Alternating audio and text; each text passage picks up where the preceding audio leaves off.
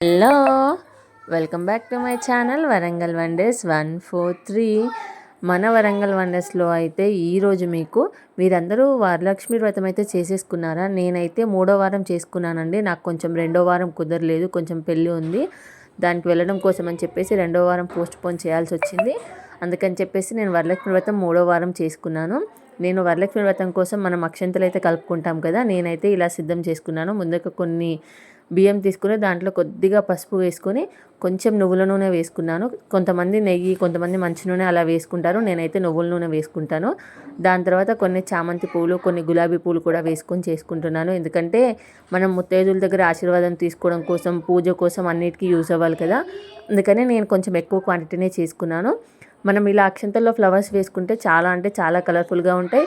పూజ చేసినప్పుడు కూడా చాలా బాగా అనిపిస్తుంది. ఓన్లీ అక్షింతలే అయితే కొంచెం సింపుల్గా అనిపిస్తుందని ఇలా రెడీ చేశాను.